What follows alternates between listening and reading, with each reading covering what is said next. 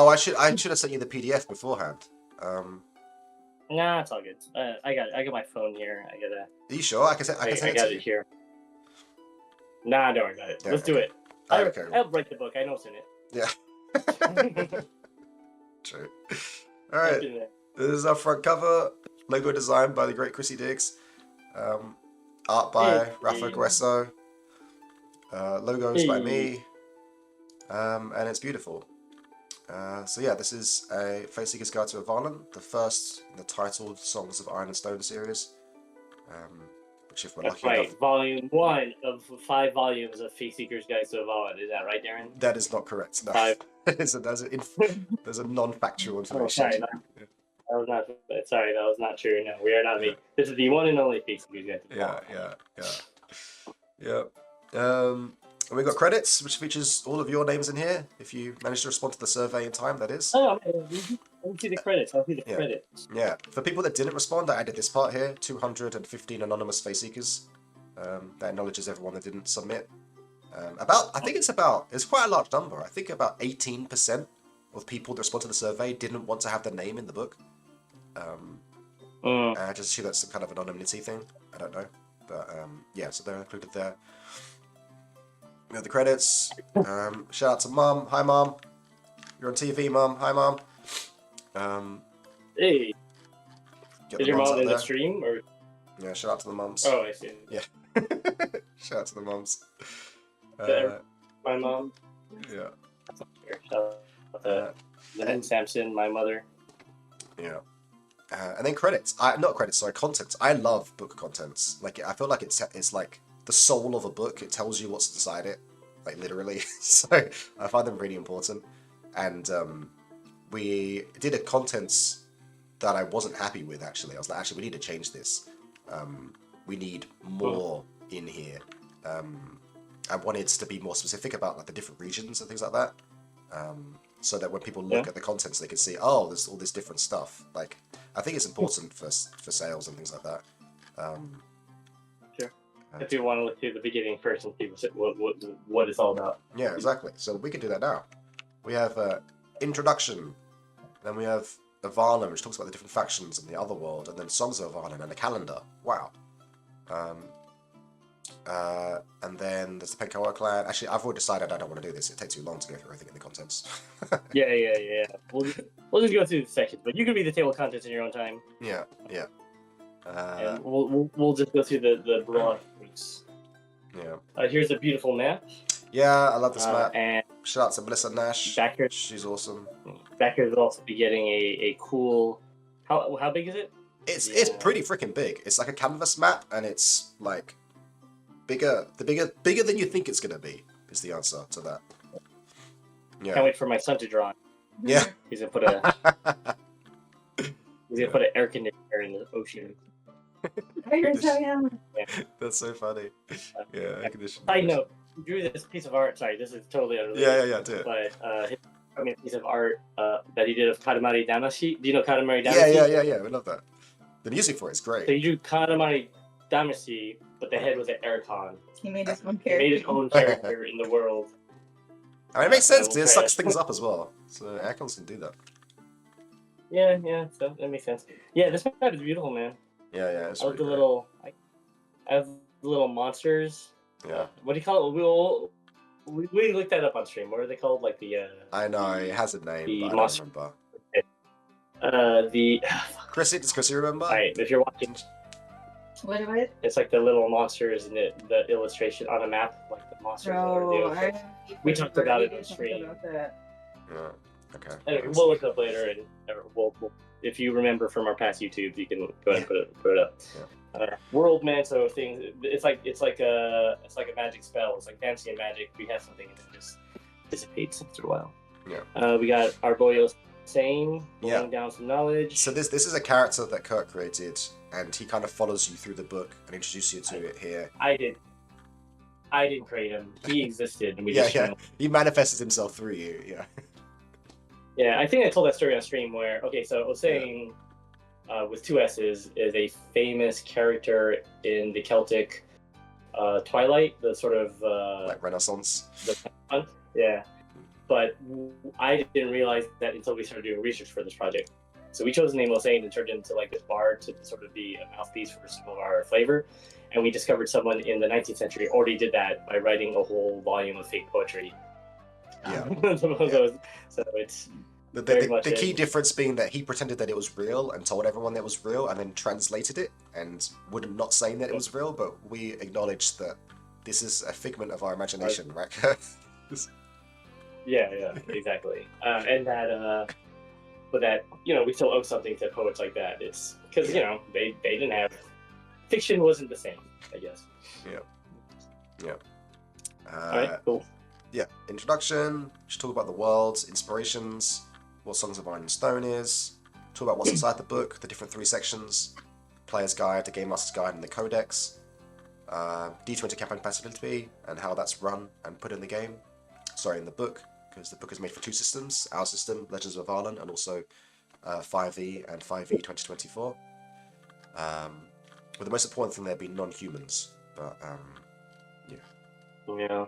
Well, people get mad at us for that, but you know, we have tips. Well, no, yeah, we have suggestions. It's like you can either embrace it, you can make some exceptions, or you can reimagine the world in the way you prefer, and we give you that power. If you're running this campaign in 5e and you absolutely want to have a bunch of different races, you have Chris permission to make each of the clans a different race. Yes, exactly. All Yeah. cat people. So you could make the pen by the cat people, and then you could make the pen by a bunch of doors and gnomes, and then the pen cower can be bird and butterfly people, and so you have my personal permission.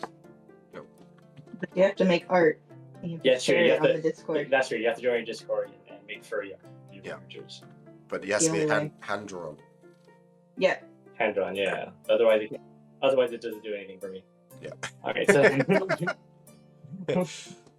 Sorry, I have a cold, by the way. That's why I have the deep voice and the coughs and the sniffing voice. I'm trying to make you laugh as much as possible. Yeah, thanks, dude. Really appreciate it. Yeah. I'm also getting over sickness. Yeah. Put a pin in that furry idea. We'll talk about it later. Yeah. Moving on. Yeah. So we have an introduction to like the Avallen factions, and just a brief introduction to them all before we get into the deep of them. And then Violent Society, the Ataraxian Empire, which is our Roman stand-ins, and then the other world. And they made this wonderful table with the calendar in it, which I spent far too long thinking about. And that's because, I guess, hidden information. Some of these names are not quite made up, but I drew upon the Welsh traditional calendar, which is Celtic in nature. But some of the names of the months in Welsh are Roman or Latin. Well, Roman, Latin, same difference.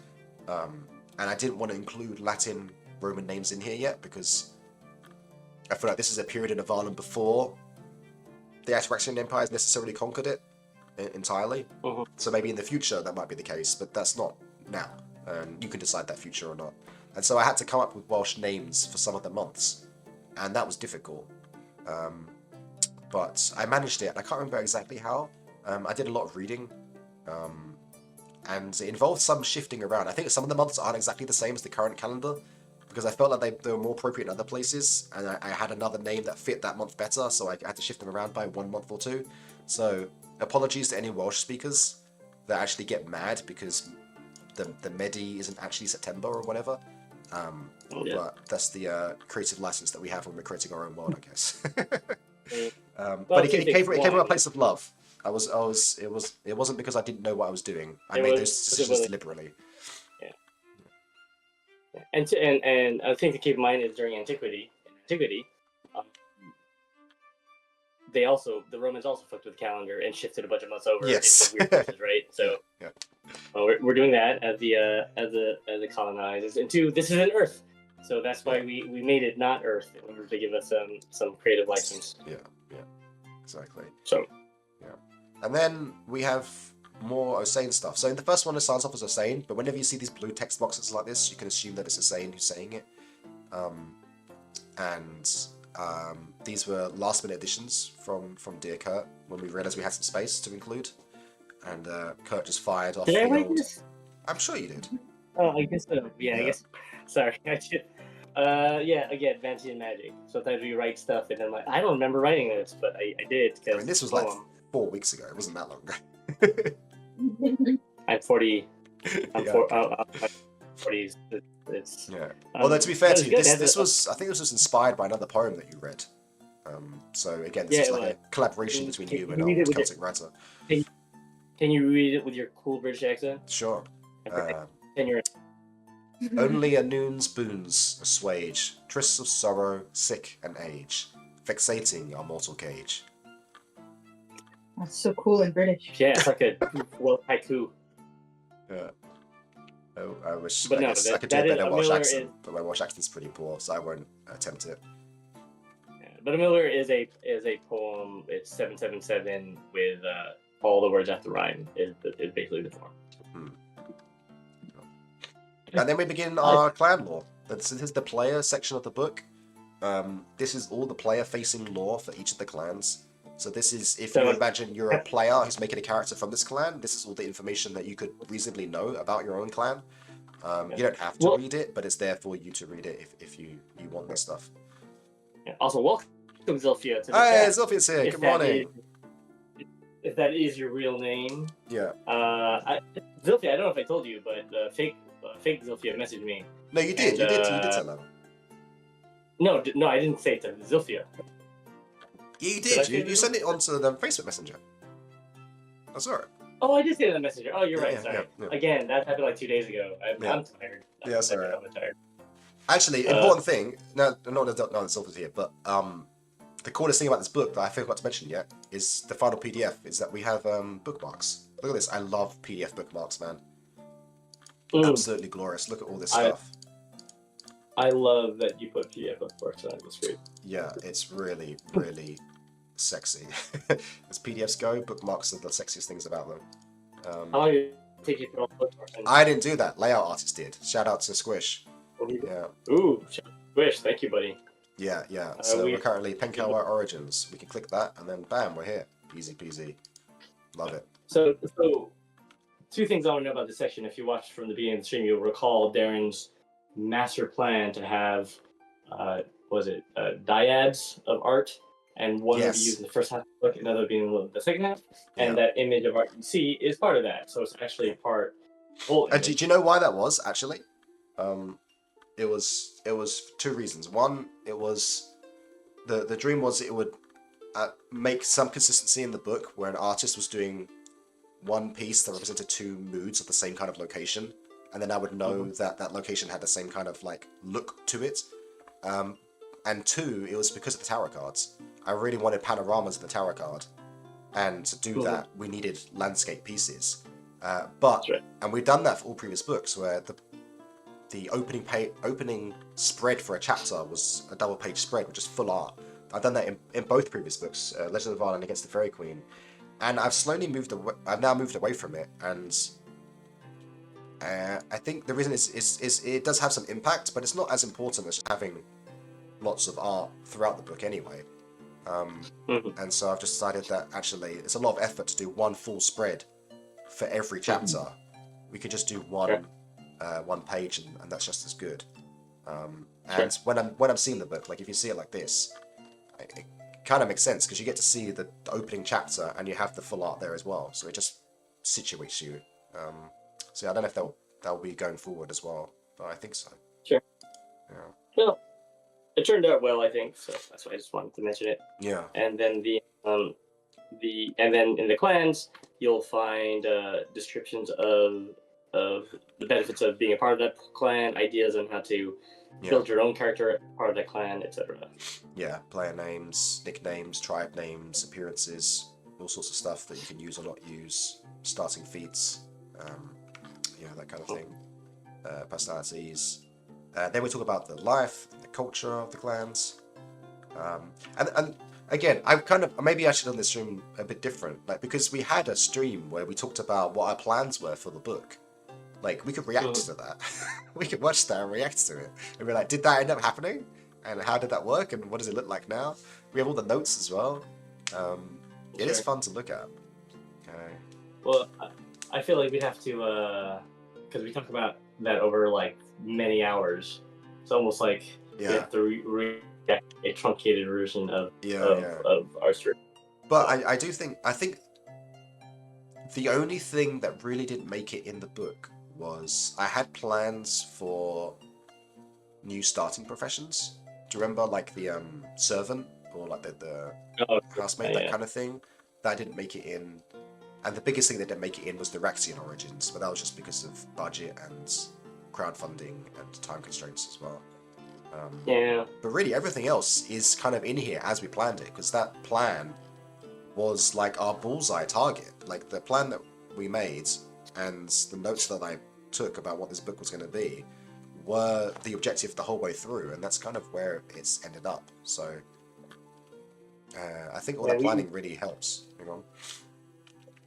We next time when we do our next RPG book Kickstarter stream, we should share this from this stream and saying, look, we're able to finish the thing and do the things that we said we're going to. Yeah. All right, that's pretty important. And although I'd be curious to see. Yeah, I wonder how far off track other writers end up getting, but obviously the best thing is just to write your book and then, or at least have most of it written before going to Kickstarter. But we kind of like Kickstarter then wrote this thing on stream. But I think it's good too. It's good for our process. Good for showing it. It's probably fine. And now that we have this process of writing on stream, which is kind of cool, so maybe that'll also help us in the future when we do our next project, like even before we do the Kickstarter. So now we're in the Penbythe. This is the Forest Clan, and I think on my Discord, you can select what clan you represent, and it changes the color of your name in the Discord. And I think that Penbythe is the most popular clan on my Discord. Some trivia for you. Yeah. Penlevy gang unite. Yeah. So. Oh yeah, Christy Penavant. Penavant, most people. Yeah, they go. Yeah, I would love to LARP our game sometime. If we were LARPing, I would want to be Penavant. Yeah. Do cool. Okay. Cool stuff.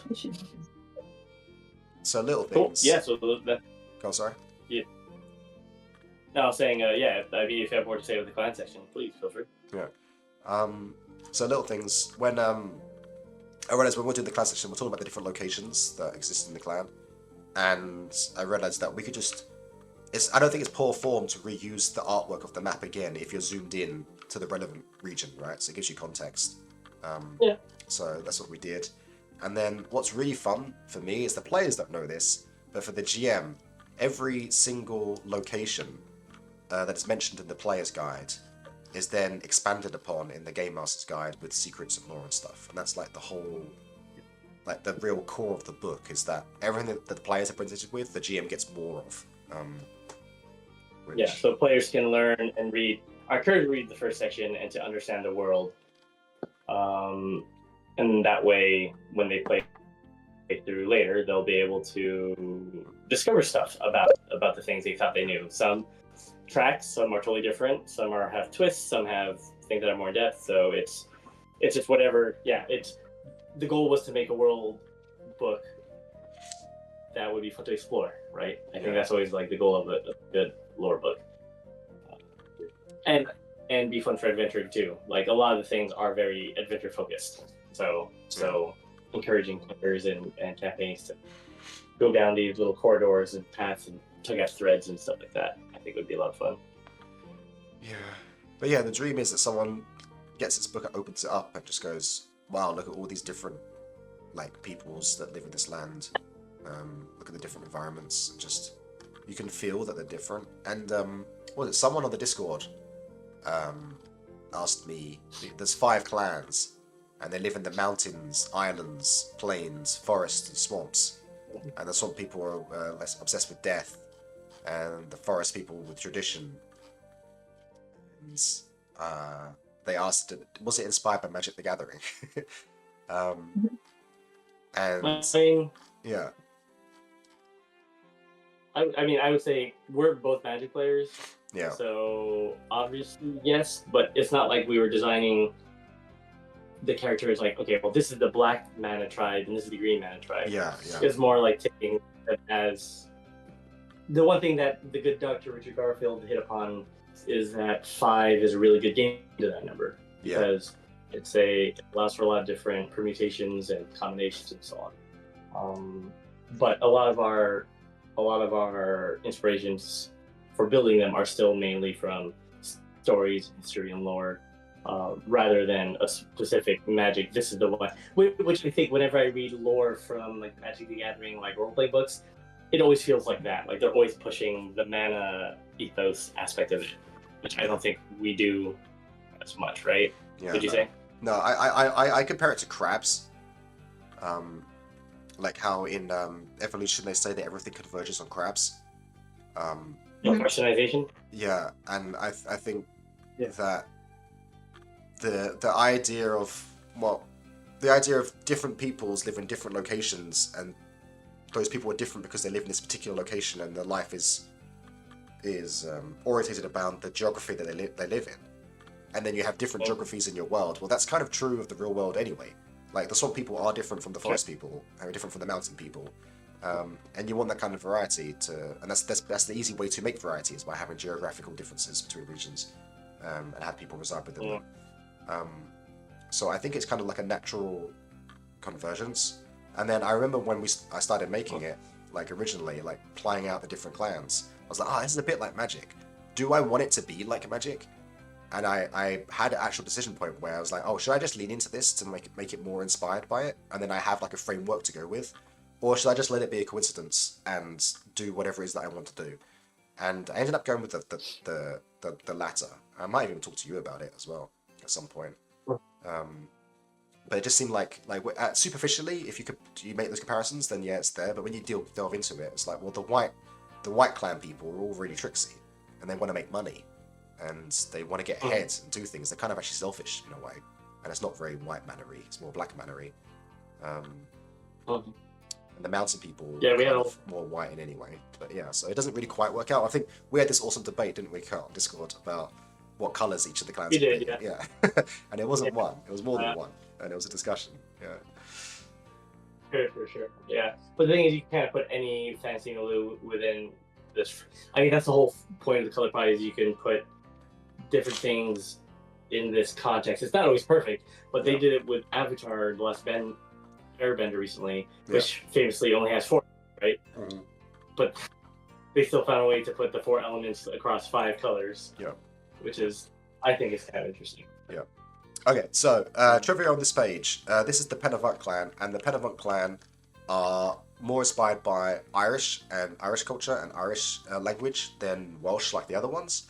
And I have far less experience with the Irish language than I do with Welsh, which means doing these pronunciation guides is really difficult for me. Sure. So I endeavoured to include pronunciation guides for almost every word in the book that is somewhat foreign to the English language. They don't always appear. They always appear on the first example of that word in a chapter. Then later examples might not have it, because it'd be a pain in the ass if every time the word appeared it would always have a pronunciation guide. But here's the big game: if you don't know how to pronounce a word and the word has appeared and it doesn't have a pronunciation guide next to it, you can go to the back of the book. And in the back of the book, there is an index, alphabetically arranged, and in the index, there is a pronunciation guide for all the words. Isn't that amazing? Wonderful. Did you put that together, or did he? I put that together and then told him to do it, and then he forgot. And I was like, no, we really need the pronunciation guide in here. Please, can you do it again and add the pronunciation guide? It's really important. And he was like, yeah, I'll do that. And then it was done. Yeah. Solid work. Solid work. And this is the first book we've made that has an index as well. It's been previously deemed too difficult or kind of nonsensical for it, but this one actually makes sense because we have repeated themes throughout the book. And when you end up getting around to Kurt Vonnegut's Cat's Cradle, he has a wonderful passage of a fictional character who makes indexes for a living. Oh, cool. And the basic theory of that character is that you should never make your own index, because if you do, it'll reveal secrets about you that you're not conscious of. I mean, it was difficult. We like, for example, the word Avallen doesn't appear in here because it turns out Avallen's mentioned on like every page of the book. So the page count for it was insane. I didn't think about like should I just reduce the page count to just the sections that are titled with Avallen? But then that was too difficult to do for everything, so we just ended up removing the word Avallen from the book, from the index anyway. So, yeah. You could have put Avallen ... duh, or Avallen ... every page. Every page. So. Okay, we're on to the next section of the book now. We've gone through the clans. We're on to Faeseekers. I feel like we didn't give much trivia, but maybe we did, and it's fine. It's hard to say because like we've done everything that was on the stream anyway. Is there any secrets that aren't left to be told? Yeah, this is just our summary, our recap. Yeah. Our retro. Oh, I love this. That the cannot is in capital letters and bold. I think I did that, but I didn't realize how impactful it would look. You cannot use a fairy blessing ability while suffering a fairy trick. It is a really important rule. It's like the whole bound rule for the system. Yeah. So I guess behind the scenes wise, like I think some interesting design work here, where I've added a power ability system to our game and to 5e that isn't constrained by the normal constraints of the power. Usually you have like a number of times you can use an ability or a resource that you have to spend or certain conditions that you have to use a power. But these powers you can use whenever you want on your turn, as many times as you want within theory, throughout a whole day. But you can't do it while you're suffering a fairy trick, and you suffer a fairy trick by doing things wrong according to your fairy core, which could be like going against their beliefs, or using one of their powers against their will, and then you suffer a fairy trick, and then you can't use your powers while you're suffering from a fairy trick. So there's kind of like this push and pull of whether you're in good graces or not in good graces, and that controls the power level of the abilities. Yeah. Not quite the same, but it reminds me a little bit of. Do you know anything about the Dark Sun setting? You mentioned it to me before, but the fact that you say it rings a bell, but I still don't remember anything about it, so no. Dark Sun setting is like a post-apocalyptic magic apocalyptic setting where when wizards use magic, it would take it from the land, so it became like a desert landscape. Oh, and so you end up having two kinds of wizards. You have defilers and preservers. The preservers like use magic without destroying the land, but they're weaker than the defilers who just fucking take the land and destroy it all. Yeah. And I like that kind of thing because in Faerie it's not quite the same, obviously. Yeah. But it's like this idea of like if you just use it willy nilly, you will suffer consequences. Yeah. And I like that in magic systems where it creates like a interesting role playing or role tension, right? Yeah. That Dark Sun is really cool. That sounds really cool. Yeah, I love Dark Sun. It's just there's so much like slavery and all that stuff in it for it to be a thing modern groups really delve into. But I think it's awesome. I think it's a great setting. I think it's one of the best things that TS ever heard. Cool. And I wanted to run a campaign in it. Anyway. So here's one advantage of doing this is the third book that we've made for Avallen. And one of the advantages of that is that yes, we have artwork from previous books. And my rule was to use artwork from a previous book. I was not allowed to print the full artwork again as a full page piece as just the artwork. I have to show parts of it. It can't there's no reason to have that rule, but it felt to me important that if it's art I've used before, I should just be showing an aspect of it as opposed to the whole thing, because otherwise it just feels like I'm repeating it again. I don't know why that made sense in my head, but that's what felt right to me. Does that make any sense to you? No, yeah, you want to transform it. Otherwise, you feel like it's not touched. Yeah. You want it to even kind of shifting things. You want it to feel like it's considered, right? Yeah, and this might be the one that's done that the least, because if you can see, this is actually would be a 2-page spread, and they've cut out the top part and the bottom part, which are just grass or trees.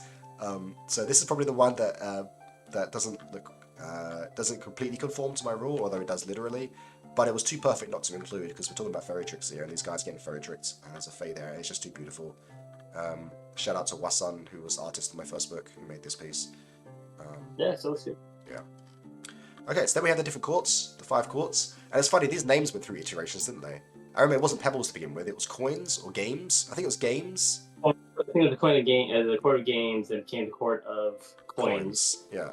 And then you carry the idea of pebbles, which I think is really great. Yeah. And it also I speaks to like like the fall. cairns, standing stones as well in the region, and you use pebbles for Yeah. games and collecting, and yeah, it's cool. And currency. Yeah, And currency. pebbles are. Yeah. Yeah, for like kids and stuff. Yeah.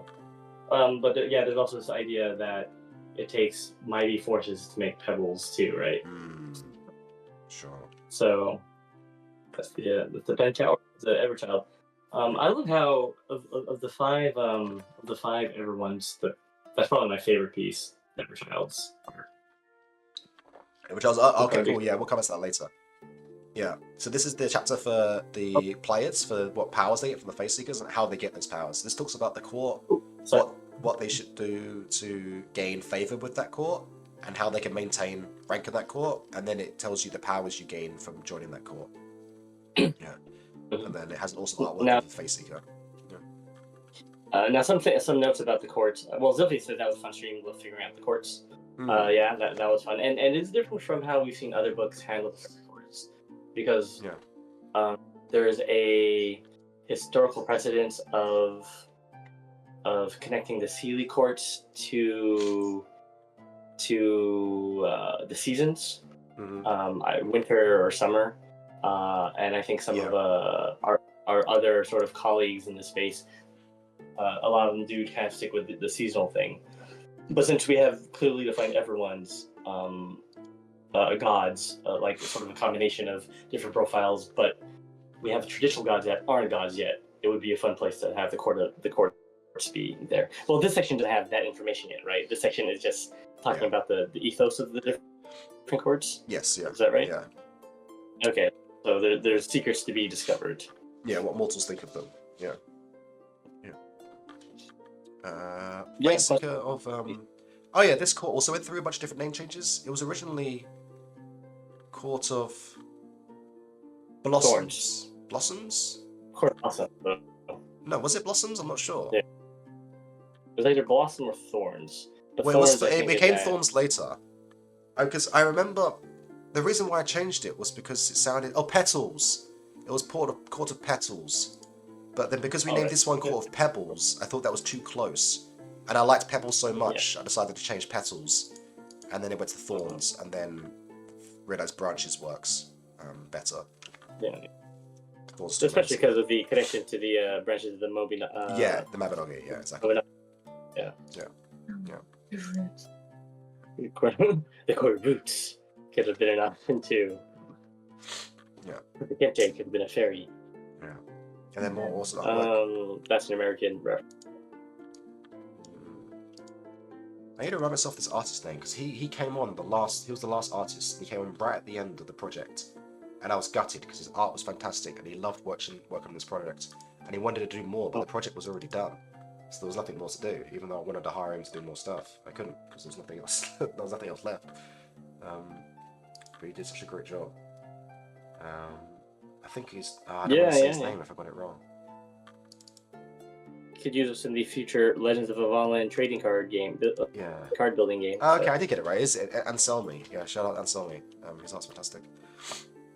Yeah, good piece. Yeah. Faeseeker Shadows. This is the edgy court if you want to be edgy. Yeah, you always want to have an edgy court. Always want. Yeah. I think they listen to The Cure and watch The Craft on weekends, and they only eat red meat. Yeah. Oh, here you go. Here's the trivia. So each of the Fae. So in this section, you see Fae artwork, and this is the player facing section of the book, right? And so each of the Fae you see here are there's two depictions of each Fae in the book, and one version is like the kindly, helpful version of the Fae, and the other version is the mischievous, sinister, vindictive side of the Fae. And so the kind of friendly side are the ones that you see in the player facing section of the book. And then I think the evil side is the one that you see in the Bestiary. That makes sense. That's good. When the little Bubak helping out with chores. It's good. Yeah, exactly. And this squill here is just a will-o-wisp guiding you through a swamp. There's all these little dumb facts about the Fae, like, well, not dumb per se, it's fun. Yeah. And you'll find in old folklore about how the kind of foods they like to eat and the milk, all these like superstitions that people used to believe, and please bring those to your gaming table, and I'll feel like our job's done. Yeah. Well, we included some of that in the bestiary. No, that's what I mean. Yeah. There's like places all over that notes what the. Oh, I see what you mean. Yeah, exactly. Yeah. Faeseeker Fathoms. I think they went through changes as well. That's fine. I love this artwork of the gifting Fae. What was it before? Yeah, this was Faeseeker of the Court of. I think it was Secrets or something like that. Or something. Court of Secrets. Yeah. Maybe. Yeah. But it wasn't like watery enough, right? Yeah. Yeah, this artwork's particularly cool as well. Because there's a shout out to Anubis here. That's one of the masks. Connection between the Penavunk and another culture that also has prominent masks in their culture. Yeah. I get that's canon now. We gotta put it in. That's fine. Or the culture. Just for that. Hold on here. Okay, cool. And then we move on. So that's the end of the player section of the book, and then we move into the game master section, which is where the real fun begins, if I'm honest. Sure. Yeah.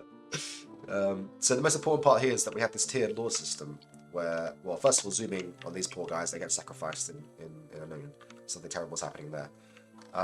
Yeah.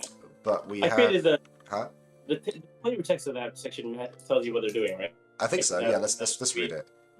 Please do not misunderstand me as a right of power and opportunity. When a mortal seeks Fae blessings selfishly, the temptation of unchained power can be far too intoxicating. Such Faeseekers have been known to enact dark rituals to free themselves of their sacred bonds, turning upon their Fae allies to unfetter their power from divine obligation. You'll find no further information on such traitors here. They are less than human, cursed to never join the ranks of the fair folk. Approach such villains with great caution. Yeah, so this is the kind of awesome stuff that can be done with flavor text like this and last minute additions, which is what this was. And Kurt's really gone wild here. Like, I don't know if people might appreciate what this means, but this idea that Kurt has now inserted into the world that isn't mentioned anywhere else in the book is the idea that in the earlier section we say, oh, if you have these Fae powers, if you're cursed by the Fae with these fairy tricks, you can't use your powers. And you have to regain their good graces to be able to use them again, right? That's how it works, that's how the system works. And then in this Game Master section here, Kurt said, well, actually, no. There are some folk that do some terrible rites and rituals, and then now they can use their powers without any restriction. Now, play-wise, I don't know how that would actually play out, because if there's no restriction, you could just use your power every single turn. That would be terribly strong, but we'd let the GMs figure that out, and maybe that is strong, and that's why they're a villain and a bad guy to be overcome. But the implication theory, I think, is really fun and interesting, and not one that I considered to begin with. And when I first read it, I was kind of against it. I was like, oh no, I don't want to put that in the world. But then I realized, well, no, it's just flavor, it's fun, and it gives the GMs ideas for villains, and that's just good. It's important to expand concepts and think of things you haven't thought of to begin with, and that's why working with other people is important as well, because other people have different perspectives, and it just enriches your world. Collaboration. Yeah, exactly. That's the value of me being a DEI hire. Yeah, that's why I hired Kurt, because I fill 5 of 11. Yeah. 11 diversity boxes. No, but I think that was also actually an idea inspired by the Preserver. Like what I liked about Dark, like this idea of magic or magic systems with positive and negative aspects to it. And if you had, I mean, the thing is, it's still everything said from Osain's perspective is still kind of from his point of view and limited. Yeah. So it could be that there are restrictions we don't know about yet, or that he doesn't know about. Like it could be something like you use your powers, but it's not actually unlimited. Like maybe it does kill you faster or something to your body. Whatever. Yeah, that's true. Yeah. But we don't know yet. So that's so yeah, following discussions on that Faeseeker art was wonderful. Anselmi, the artist, then did a one landscape piece for me, and this is one half of that landscape piece, which is awesome. So yeah, I would like to work with them again in the future. And yeah, so what I wanted to talk about was the tiered lore system, which is really crucial to the rest of the book for the Game Master. Can I say one more thing about that piece? Yeah. The last thing is the fact that the reason I had to write that piece too is because we had trouble with that piece originally, didn't we? Wasn't there an issue with this piece? Oh yeah, you're right. Small thing. It's just it's a Darren thing. Like I'm very particular about patterns and structures and things, and like I said earlier, I had that self-constrained rule about the previous artwork I wanted to use that no one said that I had to do, but I just had this thing in my head. It's like, no, it has to be like this. And what it was for this was that this artwork takes place in the other world, but this chapter is about adventures in Avallen, and we have a chapter later on that's about adventures in the other world. But this artwork had to go here because it had nowhere else to go, and the artwork was made to be about human villains, and that's what they are, and that's what the Avallen Adventures are about. But it still bothered me that the artwork wasn't set in Avallen when the chapter says Avallen Adventures, and all the adventures in here are about adventures in Avallen. So Kurt kind of married those two things by making it kind of more like an origin story for these villains, and then they assumedly come to Avallen and have to be stopped in Avallen. Yeah, so they're basically sacrificing whatever the creatures are for their dark rituals and stuff. Yeah. So there you go. Yeah. Also, what is that like a pig? I think this is like a pig or something. Or a dog. I look like a panda from a distance, but I don't know. There's gold there as well. Even worse, some kind of dark ritual. Yeah. Nonsense. Anyway, the tiered lore system. So we have these symbols throughout the rest of the book for the Game Master that lets them know that if it's silver with 3 prongs, it's uncommon. If it's gold with 4 prongs, it's rare lore. And if it's red with 6 prongs, it's legendary lore. So the number of prongs increases. Hopefully the color intensity should also give it away as well, but if you can't remember, then it's how many prongs there are. And that lets you know who knows this information and how easily you should give it out to players. Which, I don't know, I think it's really fun, and I think people will use that a lot. I think it's just the implication of it implies adventure in itself. You're going? Yeah, and it's meant to be helping game masters and develop full campaigns of the world, right? Yeah. Without having to get a campaign book or get things for them to riff off of. Although I imagine there must be some game masters where just like, they just want to share the information, like, cause they like it or whatever, so they just like input up everything, like, oh yeah, he knows that guy, oh go to that guy, oh he knows that story. Yeah. I can see that happening, but ideally you sort of. Yeah, exactly. The system's there to encourage you not to do that. Yeah. So here's that other side of the artwork that I first called out again. I've got the double-sided and it being 2 things. So this is the first art was for the Penkawa clan for the players, and this is for the Penkawa Adventures for the Game Master, and it's the same piece but split across two chapters. So the adventure section, we have these awesome tables that give you random quest ideas. These are fun. I just think they're fun. Like, free a charismatic rebel held in Rexing custody, retrieve a precious heirloom stolen during a chariot raid, protect a village beset by vengeful spirits angered by changes in the land, root out a rebel gang harassing innocent merchants and travellers, help a daring child perform an elaborate trick on their cruel mentor, persuade Raxian road builders not to disturb ancient stones for their own sake, and repel a rival tribe's chariot raid without sparking full-scale retaliation. So my intent for each of these was that just reading it in and itself should imply to you information about the clan and what's happening inside it in general anyway. So free a charismatic rebel from Rexian custody, well, what does that mean? Well, there's rebels that are rebelling against the Rexian occupation, and some of them are sometimes captured, right? A precious heirloom stolen during chariot raids, well, that means there's chariot raids. These people conflict with each other and things are stolen. So I wanted everyone to like imply something about the nature of the clan and what's happening there. And then same with the hazards as well, they're just random hazards. I like this one particularly. Runaway carts are a deadly hazard caused by saboteurs and poorly trained or poorly treated beasts. Yeah, I like as I was going through those two, I appreciated too that it helps you situate. That's the word, situate. Yeah. In that region. So, and which is pretty important for fictional stuff, or new worlds, right? Yeah. That you might not be or have read in fiction yet. Yeah. I think the one table, based on a recent discussion in our Discord, the one other thing I wish we had maybe rather than hazards were like something related to shops or something like that, like kind of shops or stores. Yeah. Well, I have that Or in the like- core rulebook. There's like a shop generator in the core rulebook. But as opposed to like a region specific one, which could Yeah. also be kind of. Yeah, that's But fair. you know, Like, kind of. there's only. Wait, I 12 think. pages. Do we have? I think we have like in the player section like what kind of produce the place makes in general. Oh, we talked about the. Yeah. We talked about the economics. Yeah, we'll talk about the economics a little bit, but yeah, it's not quite the same as like deciding what merchants or kind of shops are being made there. Yeah. Yeah, and then we have table for villains, which is awesome, and then the Bestiary,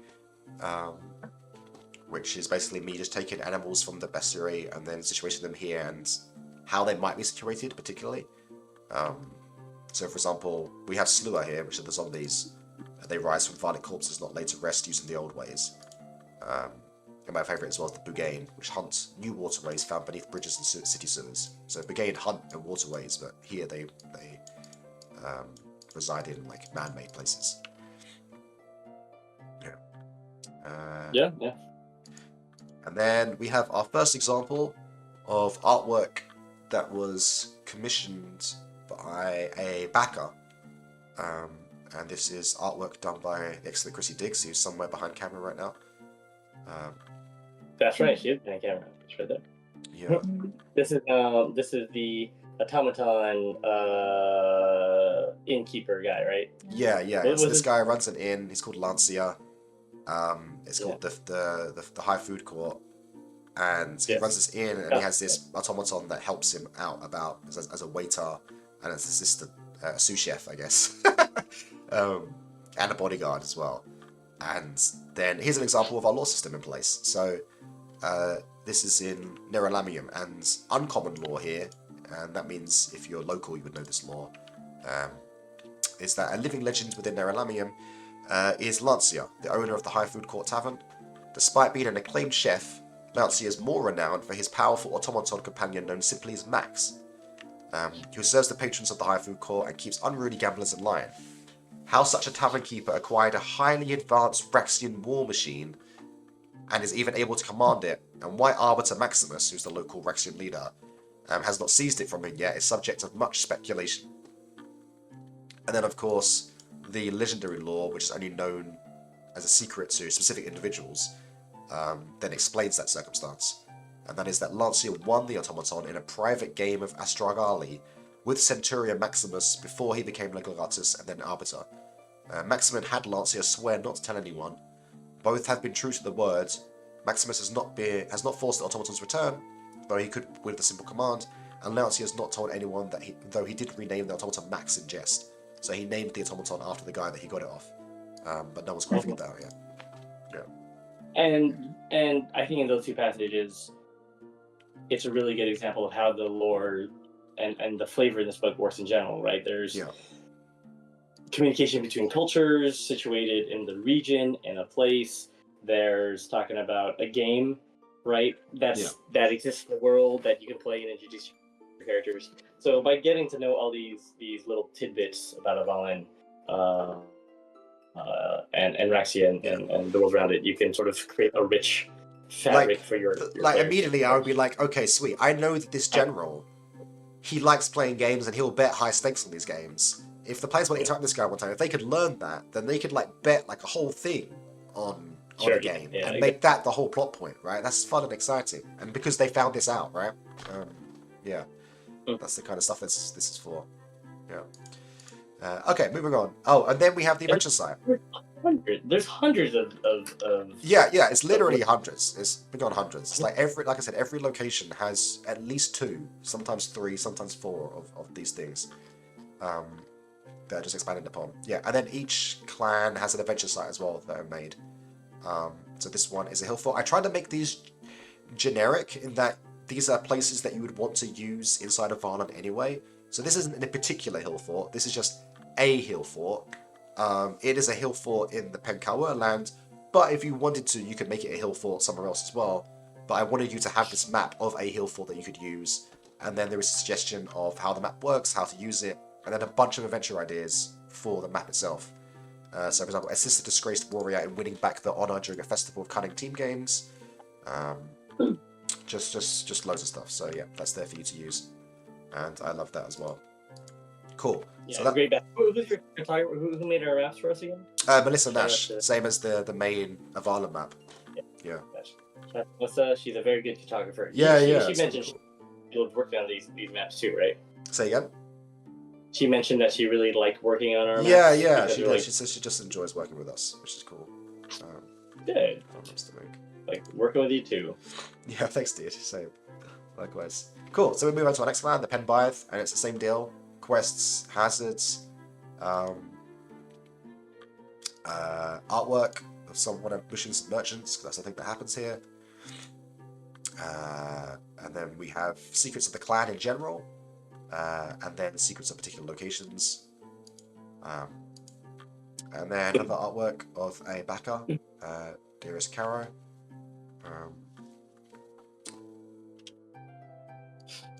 And yeah, then Carlo. Yeah. Yeah, that's fun. That's one near and dear to my heart. Yeah. That backer. So yeah, so that's the pattern. Let me know if you think of anything that you want to talk about in general. To each of these places. For these sections, Yeah.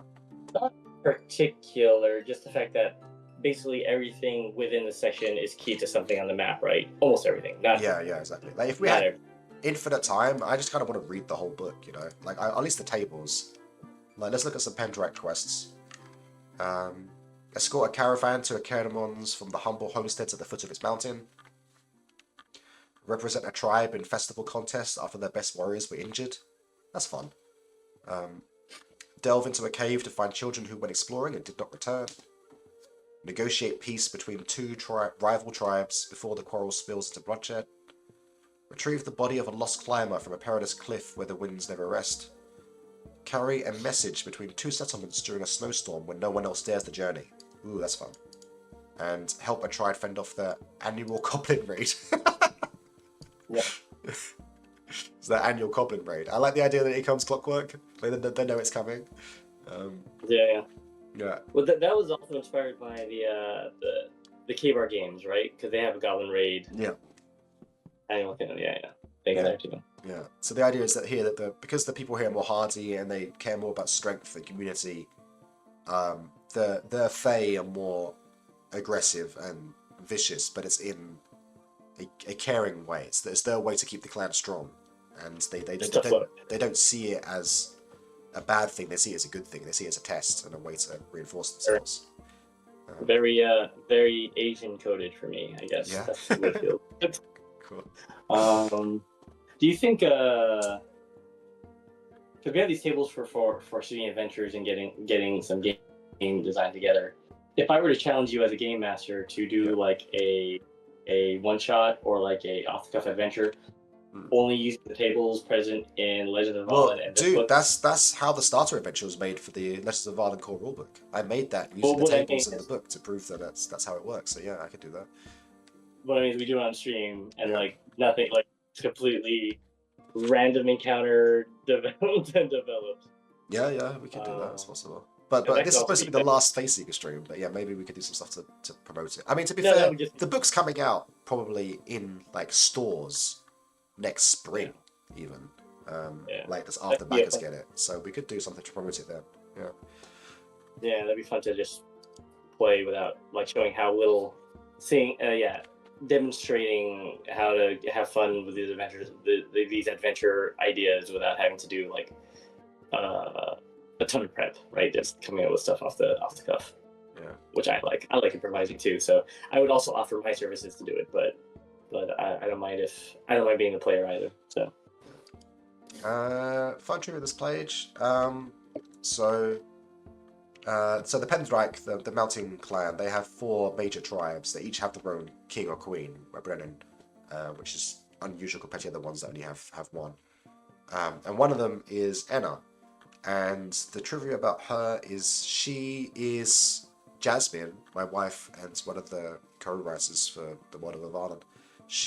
that's her character from a D&D campaign that we ran together. That was kind of like the beginning of this whole enterprise, like 10 years ago. And so sure. yeah, so Enna made it into the game, and so whenever I have to write anything for Enna, I have to talk to Jasmine and like check, like, does this make sense for this character? And what I like about her is that she's kind of like a nepo baby. she's like the one clan leader that's inherited the position, and so the other ones treats her by might. Yeah, with a bit of distrust. And she's also a bit shit at her job as well. She's actually not good at it, and things might be falling apart, and she's trying to fix that, but doesn't know quite how. So we kind of tap into that by saying there's a lot of discontent there. And Jasmine, when you run these things, she's okay with you overrunning her if you want to. It's fine. Yeah. Yeah, it's your end to play with in your world. Exactly. So Exactly. You don't have to message Jasmine every time if you want to. Yeah, I do, but you don't. Exactly. Okay. Yeah, that's right. Yeah, I just want to read this because it just talks about what's happening here. So there's in hidden history there were a lot of British Celtic peoples, because it was a lot more connected than we think it was. A lot of royal children would go to Rome or other Roman cities and live there for 10 years and learn Latin and learn everything and then come back. There was a lot of cultural exchange happening. And so that's what happened to Enna. So not only is she a nepo baby, which makes her distrusted, but she also lived in Ataraxia for 10 years. Which then makes her foreign. Yeah, it makes her foreign, makes everyone think that she's one of them instead of one of us. So it says, discontent among Brennan Enna's peoples has grown further after she began building a library. Why would you need a library, dude? And rumours spread that Ataraxian acquaintances visit her court. And then the rare lore is that Enna does indeed meet with friends made whilst on her studies in Ataraxia, though some are no more Raxian than she is, being from other distant regions of the Empire. Her confidence aid Enna understanding the Empire and the wider world, and she uses such insights as an edge over the Raxians to her south. Enna is doing all she can for her people's future, but she's stubborn and poor at fostering a public image. Yeah, that's a fun character too. I mean, she's kind of like the contact character in the Faerie Queen game. Yeah. But so basically, if you play that adventure where there's also a lot of tension, and you have that information, if you want to keep developing those relationships and adventure in the Pendrag lands, that's a really good threat to pull at, right? Yeah, exactly. Okay. Moving on, the watch. I love this map. This map is so freaking cool. I think I'm really proud of this one. It's a watchtower that looks over a cavern. The guards are passed in this cavern. But then there's a secret cave system that leads down into the cavern. And then in the cavern itself, there's also a secret entrance that goes up into a stairwell inside the fort, which allows them to get water and such. So there's a lot of intrigue and sneakiness, and you can also sneak by on this cliff face edge here as well, but that's kind of perilous and dangerous. So there's just a lot of stuff happening here that suggests stealth or conflict and infiltration, and it just looks fun. Agreed. Okay, so I guess we should move on quickly. I love that they're full maps too. Say again? I love that they're full color maps. Yes, they are full color maps, same thing for the Pen of Vunk. We love the Pen of Vunk. And then the Pen of Vunk adventure map is a Water Cove cavern that has secret tunnels in the pools that take you to different areas that you can't get to otherwise. Which is something hopefully players figured out, because if they don't, then they miss out on a lot of good stuff. Then we move on to the Otherworld adventures. And here's the other thing as well, is this art, which is done by Chrissy's friend, contact, Taylor. Taylor did this one. Yeah, this art is about the Otherworld, but it's set in Avallen. So it's literally the opposite of the last one. And that also bothered me inside my head a little bit, but it's fine. The character is going to the Otherworld, is the point. Yeah, exactly. Yeah. They're about to have an otherworldly adventure. Yeah. The GM part here talks about Fae Pacts and how to So for the players to gain their fairy powers, they have to swear a pact to the Fae, and they have to do things that are worthy of the blessing they want to receive. And this talks to the GM about how to adjudicate that and make sure it's all appropriate and worthy, and the consequences of it. And then there's some more lovely Osain talk. And then we move on to each of the realms in the other world. I think... Oh, I don't want to say that now. So this is Yeah. GM confidential information. Yeah, exactly. Even more so than the previous play. section. Yeah. Oh, the previous section too. So retroactive beware. Yeah. It's on the timing beware. Sorry, I have something to say about this section, but if you have something to say. Oh, no, nothing. I was just going to say, just here's your artwork of the other child that you love. Yeah, I like it too. Yes. I'm a big fan of that. So, what I like about this section, and I think as we wrote it, because I guess I had a big hand in a lot of this and us fleshing this out together, is that it's connected to Avallen in some places, but as you read it, it feels like a totally alien civilization. I think was kind of my intent, and some aspects of it are a bit anachronistic. Like, for example, even though it's the Iron Age on Avallen, they use phrases like lords and dukes and kings and queens, things that Viscount, titles that don't exist on the material plane yet. And there's this idea that one is a nod to how we've depicted fairy fantasy in other lore, like of the 19th and 20th century. So it's a nod to that, and Shakespeare and so on, and Titania and fairy courts that he cultivated in Midsummer Night's Dream. And also to the medieval age, which also has a lot of notes to King Arthur and so on. So in some ways, it's like Arthurian fae fantasy. Yeah. Mixed it with traditional Welsh fantasy. It's kind of how I felt we sort of shaped it. Yeah. And when Kurt came to me with that, I was, again, a bit hesitant. I was like, I don't know if I want to do that. But then he spoke to me more, and I was like, no, he kind of said to me, well, doesn't it make sense though? Like, the Fae have done their thing for longer. A lot of these beings are just older. They're just they've lived their life in Avallen, and then they've lived hundreds of more years in the other world. Wouldn't their culture become more like intricate and weird and strange and like inbred and different from like the motherland of the mortal world? And yeah, it would, I think. Yeah, and we have this implication. We don't say it explicitly, but it's implied that the world will be guided by the influence of the fairy courts to sort of imitate them centuries from now as they continue to interact and so on. Yeah. And then maybe the fake course of that future will be, cyberpunk. We don't know yet. Yeah. We don't know what is. Yeah. Maybe the fake course become fucking all weird and futuristic. Yeah. So here's an artwork that I like, mostly because of the idea, the concept of it. This is just like a Fae gathering party in the Court of Branches. So just Fae's hanging out. They're just hanging out. I don't know what they got here. They're eating something. They're sharing some kind of food. We got some dancing. We got some hot tub partying. Might be some relations happening. It's just a good time, And I want to have a mohawk. They're really forward thinking. It's got a mohawk. It's got like a leafy mohawk, or a mohawk made of leaves, like fern.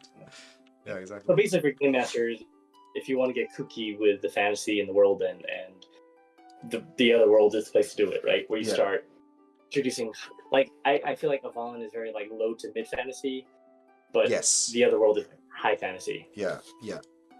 And then that's not just high fantasy as in like the morals, but like literally fantasy intensity is increased. More fantasy. Yeah. And that's really borne out with the adventure maps, for example. Like this adventure map. It looks like a maze, which it is, but it's more than that. Each of like this is a teleporting maze. So as explained in the text, whenever you walk out of an area that has a letter, you walk through the area of the lowercase letter in the parentheses. So if you walk out F here, you go to B, which is over here. But then if you turned around and went back the way you came, you wouldn't end up back at F again, you'd go to E instead, which is over here. And if you went back through E again, you go to A, which is over here, and then you return to F. There's also other smaller locations here as well, like this lowercase e here. If you walk into this kind of like maze dead end, for the players it doesn't look like a dead end. Instead, it looks like a passageway that takes them to E. So all these places are connected. And it's designed this way so that the players can't map it out. It's supposed to be cool. You can't map it out. It's very difficult because if they do try, they'll realize that things are looping in on themselves, and it just doesn't make sense. So, yeah. So, if you were to use this location in your own game, yeah, and in your game mastering style, would you basically have them try to make their own map based on this first before showing them the text, or would you? Yeah, I would not give them the map. No, I would say, okay, you turn down this way. This is what you see. Okay, and then Sure. this looks familiar to before. Okay, and then say things when they look familiar or whatever. But I'll be maniacally cackling behind the GM screen, knowing that they've just done in a big circle this way, but they're going to be scratching their head, wondering how that was even possible. Yeah, sure. Yeah. Very OSR review, my friend. Probably, yeah. So how are these structures, chapter structured? So we have, similar to the other chapter for Avallen, we start with quests, ideas. For example, find and return a missing gatherer drawn into the realm of shadows by enchanting fairy lights. End the feud that's caused vicious fights in a war within a Fae house. Learn what sacrifice a haunt of Gwyll will accept, so they'll stop tormenting a soulless tribe. Soulless being their word, of course. On behalf of a widow, petition the Court of Shadows that the wayward spirit of her husband is worthy of redemption. Impress Telmouth Taig with your own wild revelry at one of their bonfires to earn the gift of the night. Uncover what foul force is unshaping Gwyll into Caheraith, which are like ghosts, and join the Telmouth Taig and a wild hunt against a marching Muckalevy. So again, they're supposed to give you some kind of context and situation to what the realm is like, what kind of things can happen here. Then the hazards are really weird and strange. Like grand bonfire revels, so enthralling that one may starve while dancing forever and wasting away on phantom food. So beware of that, I guess. Yeah, be careful not to have a eating disorder imposed upon you through magic. It's not Baron. It happens all the time in young people of Wales. Yeah. And then we have villains, and for all the villains, I made them all Fae. Sometimes from different houses to kind of show what the house might look like if it went villainous. So, for example, a morbid Gwith of the House of Doom leads malevolent spirits back into Avallen to reap more lives for the endless harvest.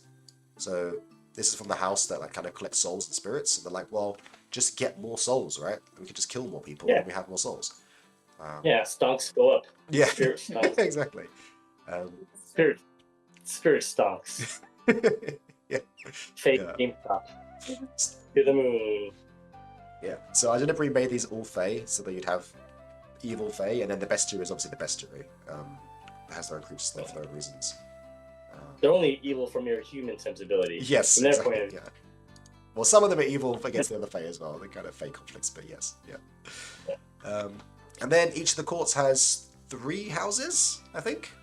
Yes. Yeah, that sounds right. Yeah, each court has 3 houses, and each of them kind of focus on a different aspects that the god is kind of in charge of in the other world, in the spiritual realm. Do you have a favorite house across any of the courts? It might just be because it's right in front of me, but I do kind of like the House of Doom. And the House of Revels. I mean, I like a lot of them. I think they're all really cool. I think my favorite was it Tysoranos, which is like that orgy house. Isn't that the one that? Yeah, I mean, we could find that. Where is it? That's the party. the orgy house. Yeah, I mean, so again, we can show off the bookmark feature. I could go to the Evermother's Realm, and then Life there as well. Yes, and then Court. Yeah, Caramus. Yeah. Please don't impose this on your players if you're a creepy neckbeard, and it's all guys, and use discretion when introducing this house. Yeah. Is all I'm saying. But yeah, here's the House of Plenty, which is not just about harvesting, but also about feasting. And feasting leads to merriment, and merriment leads to more than merriment. Yeah. Battery. Yeah. And this is shout out. Here we go. We can shout out someone else as well, Zilphia, on stream. Hey. We have the one kind of sane person in the House of Kononos is Arnimacia, and not all approaching T. Kononos should expect the house's immediate hospitality. Before gaining entrance, Lady Arnimacia, the mistress of rituals, will apprise guests, and only those demonstrating fidelity to the ways and traditions of the Everones are allowed to enjoy the fruits within. And then the legendary law is Arnimacia's Nemeton. Not all of the House of Plenty is raucous feasting. Hidden behind a veil of drooping willow branches that can only be parted by those fair of heart and peace of mind is Arnimacia Nemeton. This sacred grove, maintained with the help of her erudite Elil adjutant Sylphia, is host to many of the most hallowed rituals and rites performed by any within the Court of Branches. So I really wanted there to be this like yeah, it's the party house, but we needed a place where like these traditions, these rites, these rituals, these yeah, it's church after Lent. Yeah, as Catholics yeah, would say. yeah. And Zylphia, being a saint, Zylphia has been with us, I think, every single stream that we've done. Zylphia's been here, helping out, saying hi, keeping us company, and we really much appreciated it. And so we wanted to put Zylphia in the book. Yeah. Yeah, you earned it. Yeah, she earned it. She's honoured here.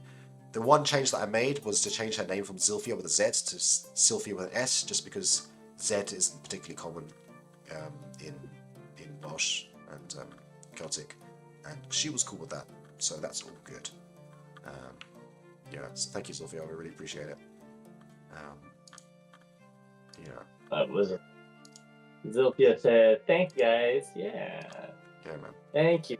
And you heard it here first. If you want to make it to one of our books, Just turn up to every stream ever, which sounds like a really difficult task, but Zylphia managed it the first time. So.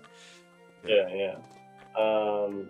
There's also one Fae that inspired is very Chrissy inspired. My fiance Chrissy inspired. So I'll allow you guys to discover who that is. But the clue is they like cats. That's the clue. Anyway. Okay, so moving on from the adventures of the fairy courts. I like this map as well, particularly. This is like a map of 3 levels, and there's like these. This is all underwater, but there's like these current pools that pull you down to different levels. And the number of arrows here tells you how many levels you go down. So this one goes down to A, 2 levels. So it goes down 1, and then 2, and then you'll see here A is where it is above it. So they kind of overlap on top of each other. And then you can't go back the way you came, so you have to find the other way up. And yeah, it's a fun place to get lost in. There's a giant jellyfish, there's a giant eye. It's just weird stuff, right? And fun to explore. Yeah. So then we have the Codex. Then the Codex is kind of like, it's less super lore intensive and more just like, here's a bunch of stuff for you to use. And that includes the legendary artifacts, the Bestiary, and all the fairy tricks. So, legendary artifacts are here. There are 10, right? Am I wrong? Say again? There's 10 legendary artifacts. No, there's 12. There's 12. Okay, then Yeah. I am wrong. So this is yeah. There's 2 for each faction, and we included the Rexians. Or I included the Rexians. Yeah, I couldn't not. I needed there to be. So although there isn't a Rexian chapter per se, there is a lot of Rexian content in the Penkawa sections because they rule part of the land. So the Conquered North and the Eastern Claim very much have Rexian lore inside them, and same with the secret side. And then I wanted to do that. I couldn't partition the Penkawa artifacts and have Rexians here, so I have their own Rexian section as well. So we have 2 for each faction. I like to think of one of them as being like the super rare one, and one of them the lesser rare one, but still rare unto itself. So we have this mantle here, and then we have this game board here that's owned by the Everchild themselves. So that's obviously the super rare one. There are the Penbythe with the Culture of Inspiration, which is from a real myth.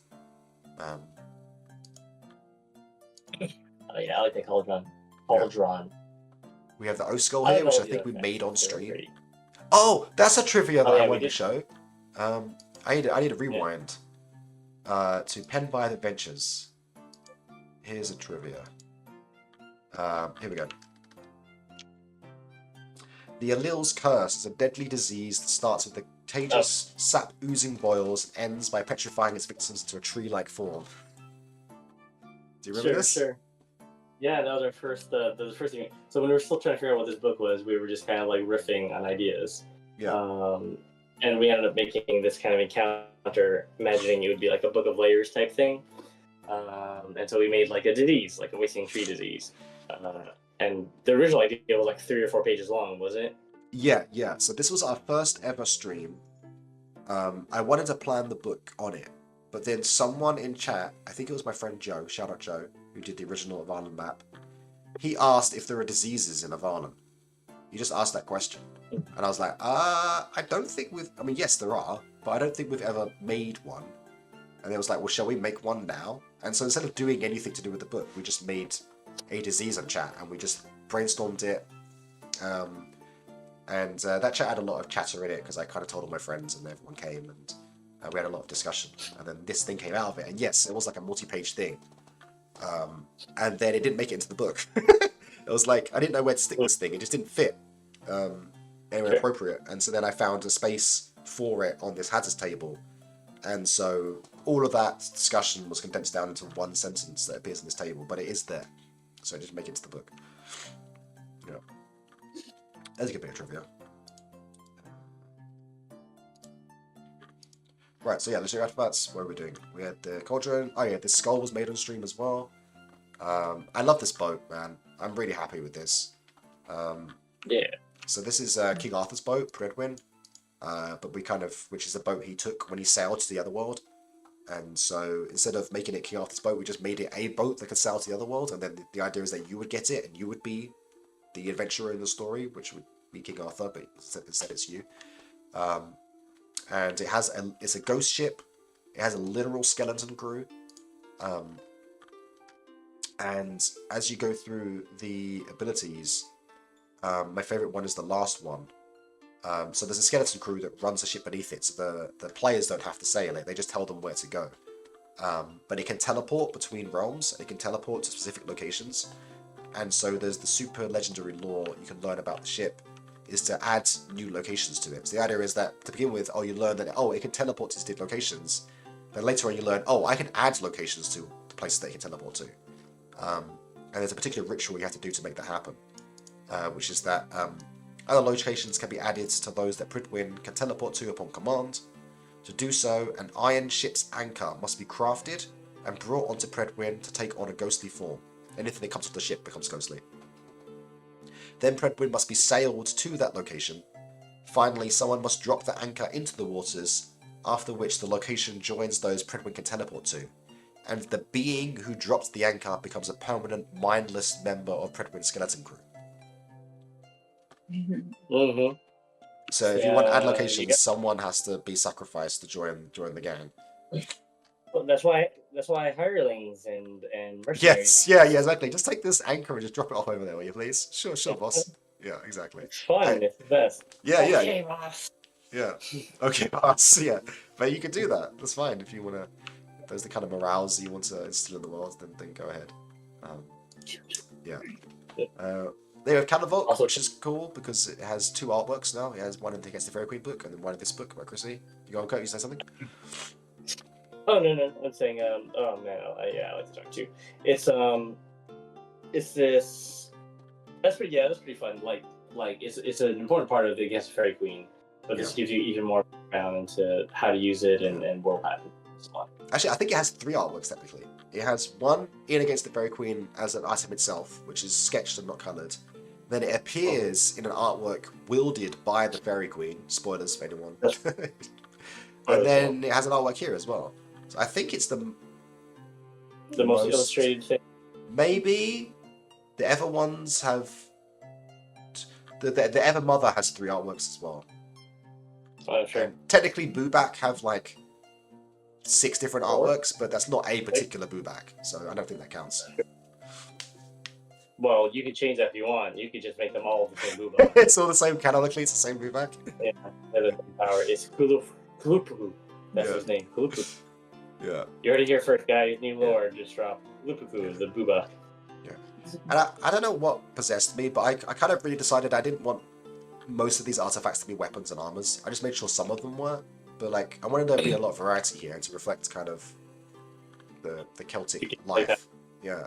Yeah. So we And have also the gameplay that our adventures. yeah, incorporate, exactly. where it's not- Yeah, yeah, Yeah, Avallen is meant to be a game that's not just hack and slash. It's exploratory and puzzle solving and Yeah. combat too. yeah, and social. Yeah, exactly. So we have an armor, we have a game board, we have a harp, we have a cauldron, we have a skull, we have a boat or ship. Then we have a sword, we have a chariot. We have a spear, which is awesome. Shout out Cuckoo Helene. We have a stone, also awesome. Shout out Adderstone Games. That's us. And then we have the Rection stuff, which is this coat and this awesome bow, which is really fun to design. Yeah. If I ever get the skull, I'm like, oh, I have a magic skull, and I'll just use it as a weapon anyway. Just throw it. Just to have to Yeah, that's fun. kill someone with it. Cool. And then we have Bestiary. The Bestiary. Yeah. I say Bestiary, but I think that's incorrect. Yeah. I think I used to say Bestiary too, but I think you could do it either way. I don't think it's super wrong. But because I used to say Bestiary and I used to hear Bestiary, I used to write it B-E-A-S, like a beast, right? Oh, sure. Yeah, which is a related word, I'm sure. Yeah, I'm sure It it is is. not. Yeah. No, it's B-E-S. No. It's the bestiary. Yeah. It's where all the best Aries are. It's all the best birds. And we've talked about bestiaries before and our love for it and how people love bestiaries in general. It's like people's favorite thing. People love bestiaries. Yeah. So know this, something every bestiary should have, which sometimes they don't, which is really annoying. They should have a list of every monster and what page it's on, so you don't have to bloody find it. Yeah, it depends on the system. I know, at least going from my Grognard references, you know, you have giants, but then there's like 7 different kinds of giants or whatever. Yeah. And then in the giant section, you have a table of like ice giant and fire giant and ice giant. And well, we have that actually for the Elvenor. Oh. Yeah. Oh, I guess so we have tables referring to creatures with tables. Okay, well that's fair. Almost, yeah. So these are done in order for challenge difficulty for Avallen, and then also there's the D20 CR equivalent on the side, and then there's the page number. We also include the monster type and the foe type. It was really important to me that each event, the tier of play, had different kind of creatures in it. So the apprentice has both a weird, a fey, a fiend, an unshapen, and yeah, that's that. So that's almost all the varieties. And the Faeseeker don't appear until right at the end. I did consider doing like baby Faeseeker, young Faeseeker, adolescent Faeseeker, adult Faeseeker, ancient Faeseeker, to have like a scale of difficulty. But it felt bad to me that then like the one that got the young one wouldn't have like an epic version of it. Like if there was a young Kawer, then there would never be an epic version of the Kawer in the book. There just wasn't enough space to do 3 versions of every one of them. So I just decided to make them all epic, and then whatever one you want to use, there's like the really bad version there. You know. Sure. How many monsters creatures did we end up with in Bestiary? 2, 4, 6, 8, 10, 12, 14, 16, 18, 20, 22, 24, 26, 28, 30, 32, 33, and then there's one secret one. It's not really secret, but there's one on there that's not actually in here. It appears as part of the Mucklevi stat block, but it is its own monster, really. And I kind of wish it wasn't here, actually. I should have put it on here, but I didn't. I see. Yeah. Yeah, and then so they're divided by the type. There's Fey, Weirds, Unshapen, Fiends, and Faeseeker. And they all mean different things in the world and where they come from, and we explain that here. And they're arranged in the book by the propensity towards hostility towards mortals. So Fey at the start of the book because they're the least likely to be openly hostile, although they can be. And then Faeseeker at the end because they're apocalyptic beings that will kill everything in their path. Yeah. And then we have the stuff. We have the Bubak, we have the Legends of Avallen stat blocks, and we have the D20 stat blocks as well, side by side. And then my favourite thing about them is that we have extra bonus secret lore here. And it's not just stuff. It's like stuff that matters.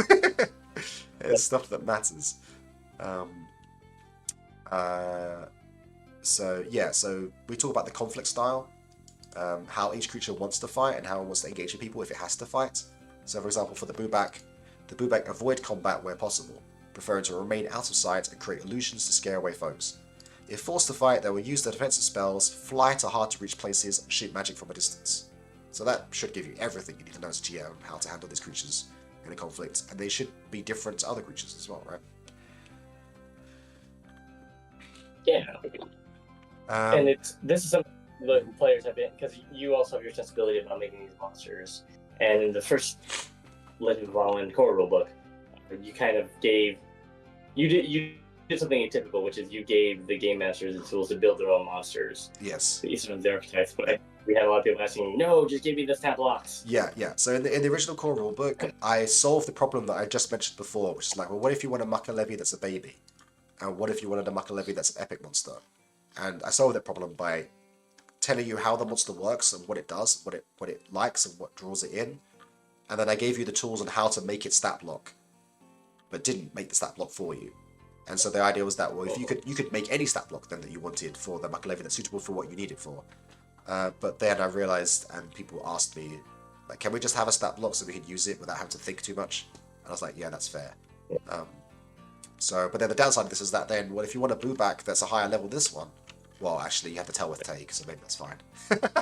Well, you have to tell with take here. and then also just buy Legends of Avallen, because it's still compatible with book one, the first one. True. But yeah, then the second law that each of the creatures have is like some kind of secret on how to defeat them or to end hostilities in a different way that isn't necessarily combat.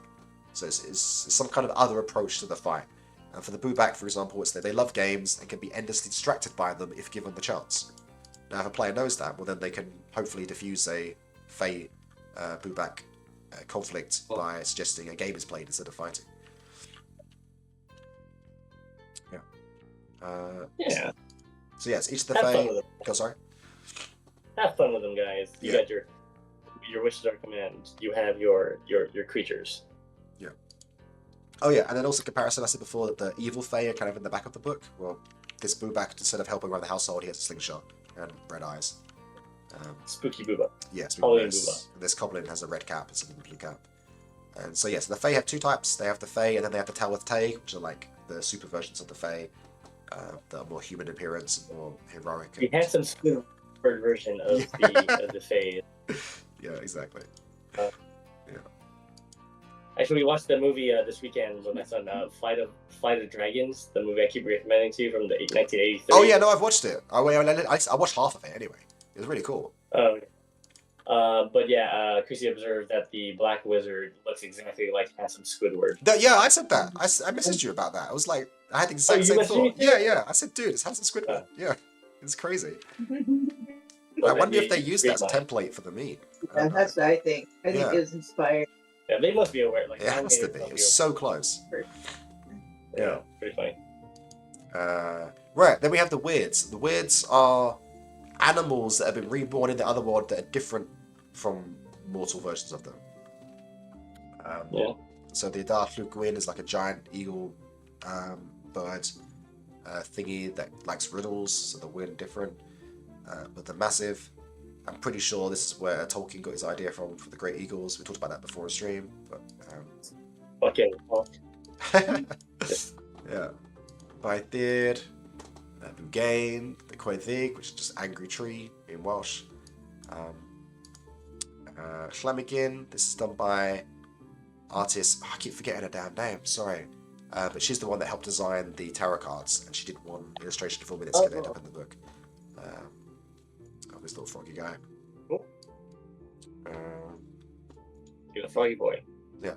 But I took, for posterity, I made up this creature. This isn't a thing in Welsh or Celtic legends. I wanted it to be a thing. It's kind of inspired by the Leshen from The Witcher. But it's like it's a collection of animal spirits that appears as a person and gets vengeance upon folk that abuse animals, is what I've made it to be. And then the name is taken from some Celtic king. I forget exactly what his name meant, but I remember it being appropriate somehow. I remember us talking about this long time ago. Yeah. So, Go on, sorry. review the streams, review the Yeah, old yeah. streams. Check the VODs. But this again, this was like 5 years ago now when I first made Avallen. But this was inspired by,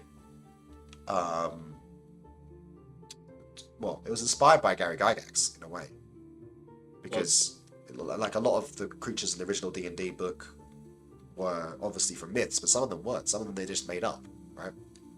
Sure. And so knowing that, I was like, oh, you can just make up monsters. Well, I should continue that tradition and just make up monsters. And maybe in 10 years' time, some people will think this is a thing, but it's not a thing. I just made it up. Yeah.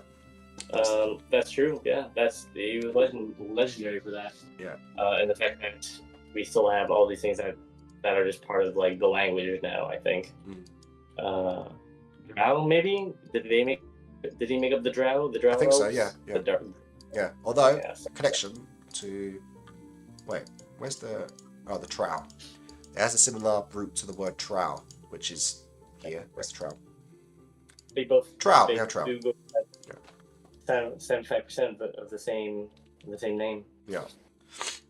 Right. Anyway, wait. So yeah, then we have the Unshapen. These are my favorite bunch actually. The Unshapen are like spirits in the other worlds that have not been taken on by the other ones to be turned into Fae, so they're unshapen yet. They haven't been shapen into Fae. And so these are like ghost spirits, but some of them are also, so these are all spirits actually, these three, but these two on this page, this is the Elvenor. This is a spirit that inhabits the environment, so it becomes like an elemental essentially. And this has stats for air, fire, water, earth. So it's 4 stat blocks in one. We should have made one for Heart. Is that a reference you're familiar with? Heart as like an element. Do you know this reference? No, I don't. Like Captain Planet. Captain Planet. Oh yeah, I remember. I watched that when I was so young. I barely remember anything about it except that the guy's blue. That's all I know. That's true. He did like to go around and he would be blue. Yeah, he would be blue. He'd go do stuff. He's just the OG Bluey. Blue is just a rip-off of Captain Planet. That's what I'm saying. That's true. Yeah. And also, he was just sad that no one listened to his message about destroying the planet. Yeah. Could you imagine him dealing with cryptocurrency? Yeah. Yeah, and then with the Slur, which are zombies. Right, so where are we at? Because the Swore. Hi, Yeah. Monkey Boy. How are you doing today? Oh, Monkey Boy. Monkey Boy's joining us. Do I remember Monkey Boy? I feel like Monkey Boy. Have you been here before? Have you said hi to us before? I feel like I recognize your tag. I'm good. How are you? Yeah. Nice. Yeah, we're good. We're And just reviewing our book about Celtic, our Celtic land of Avallen that we've just finished and we'll be releasing soon. Finished writing a book. Yeah, you have been Now here before. we're Cool. sending Welcome it back, Monkey Boy. and people have it in their homes in PDF form. In PDF form. Saturday it's released back as a PDF form. You can still get it now if you find our backer kit. And then the factory is now about to start making the books. So that's happening. It's really happening. Yeah. Yeah, it only took us a year. Yeah, it took us exactly a year, pretty much. Yeah, it's still not bad. Yeah. So not bad. Yeah. And then we have the Faeseeker, our big bads, with awesome artwork. His cover artwork is so good. Raphael's such a great artist. And he always adds his own things to it as well, which is so good. Like the ship on his arm, that was his idea. That's fun. Yeah. Yeah, it looks like a slingshot. I didn't think of that. I was thinking it's more just like a thing to block with, like a buckler. Yeah, probably. Yeah, that makes more sense. Yeah, but a slingshot's pretty cool though. I mean, yeah, not gonna lie. It's up to you guys. It's up to you, Game Masters. You do what you want. Yeah. But actually, Kurt, in the Faeseeker's Guide to Avallen Bestiary, the Cower does not have a slingshot equipped in its equipment loadout. So I don't think that can be used. It's not canon. Yeah. Also, his ability just like throwing rocks. True. No, you're right. He does have a giant throw. So you know what? Screw it. You could just reflavor that as slingshot, right? Like it's fine. Just make that slingshot. Yeah. Well, the reality is that he likes the idea of a slingshot because it has like sails, but it doesn't work well. So he like takes it and pretends to slingshot it. Yeah. He just does this, puts it back, and then throws it really hard. Yeah. He doesn't know how to actually build a little slingshot from it. That's my headcanon. Oh. Fly Out the Wyvern says, and there's a list of PDF goodies pending already at the back of kit downloads page. Yeah, just waiting to go live there. Wait, really? Does it show that it's pending? I didn't know that. That's really cool. I didn't realize. Oh. Thanks for the info. Yeah, thanks for the info. I thought that stuff was hidden, but no. So it says like it's ready and waiting to go. Oh, cool. Because I uploaded all of that yesterday. And actually, I was going to talk about this on the stream, but here's the explanation for it. So I actually wanted everyone to have the PDFs now, so that when we show on stream, we could all look at it together. But Backer Kit informed me that it's best practice to give everyone 48 hours warning before the pledges are locked, and then another 48 hours warning until the cards are charged. And so that's Friday, and so that's why the PDFs are going out on Saturday.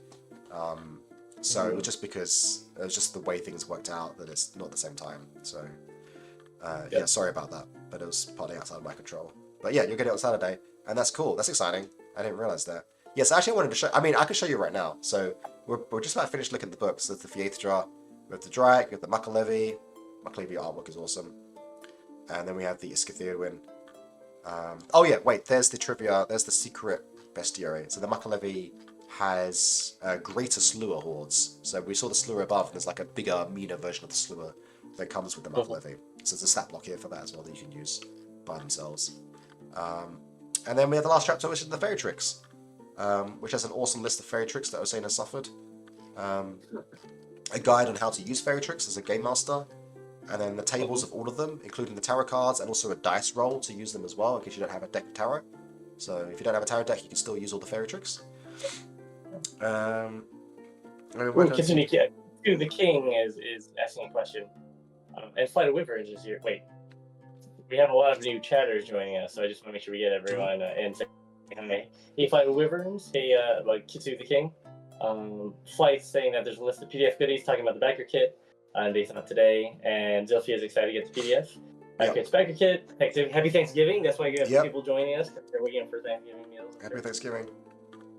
I'm eating a pecan pie today. I'm so excited. Ooh, and I have some American bourbon, so I have some American whiskey. That's very American. I should have some bourbon too, but yeah, I got to sneak into the main cafe. And Kiss the King says, sorry they didn't catch some of the things earlier. They've been working on a D&D mod for Fantasy Grounds, FTC, and just caught the small handful. Yeah, so far. That's cool. Did you mean things as in things or figs? Yeah. And also, for those that just joined the chat, if there's anything you want to see in the book, just tell me and we can show you. And also, if there's anything you want to ask, please ask, because we're keen to answer. Yeah. So that's the end of the book. In the next 10 minutes or so, because I have another project I have to work on after the stream. Sure. Yeah. But in the next 10 minutes, this is our Q&A session. But yeah, go ahead. And also, just for people that just joined as well, the index has a pronunciation guide. I want to show this off again. There's all the words in alphabetical order, and all of them are pronunciation guides. If you don't know how something's pronounced, you can find it in the back of the book easily. Yep. Yeah, I will need that because I am. Oh, Kits of the King. Oh, don't worry. I'm taking care of that. I'm already talking to my D20 guy about it as well. So we'll find that out for you and let you know if it is a thing.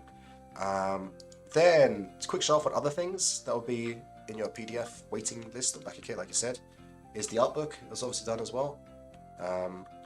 It includes a lot of commentary from me about what inspired the different clans and factions. And then just includes all of the sketch work and all of the final illustrations as well in the full spread coin. So so technically you don't see these full spreads in the original book. You only see these in the art book because the spread is split up. So you see the full versions in the art book and not in the source book, which is cool. So yeah, it's amazing. It's beautiful. It's gorgeous. That's waiting for you as well. Next, we can see the character sheets. These are the edible character sheets, crafted by our dear Chrissy Codex as well. And these are awesome. Made editable by our layout artist Squish. Shout out Squish. This is the D20 version. Jasmine's already been using this in the campaign that she joined recently. So that's cool. It's got some road testing. And it's just based on the original version, but it just has awesome Celtic stylings to it. Edible, no, editable. editable. Oh yeah, the delicious. Editable character sheet. But I'm sure there's some things you can print it on to make it editable as well. Edible. You print out on a fruit roll-up. Yeah. And then we have the new Which Avallen they- sheet as well, which is awesome. And this came about partly because I realized there was someone in the Discord as well that mentioned this. It's like, when we get the Faerie tricks, where do we put them on our character sheet? I was like, oh crap. When I made the original character sheet, there was no such thing as Faerie tricks, and there was no space to put them on. So I rectified that problem with this one with the other abilities, which is, assumedly in the future we might make other things as well. So there's space for that here. And yeah, this is the Avallen editable character sheet, which is gorgeous and awesome. I really like it. So. Ooh, I like the idea of scratch step versions. Oh, that's a fun idea. Does it change depending on your character or what clan you join? It's like the Depending. pen level one's a bit smelly. Pen 5 one's like super fruity. Crit and Daring 2025. 40. Yeah. Each stat has its own smell. So agility smells like sweat. That's good. Stamina smells like danker sweat. And then we have the Game Master screen, which is going to look like this, which is going to be freaking amazing. I think it's glorious. And then I had to do some like tricky Photoshop stuff to make this work because the artwork didn't actually fit this space, so I had to double some things, and I don't think you can tell, which is great. You can't see Darren's handiwork here or there. No, you can't. Ha ha ha ha. I am camouflaged.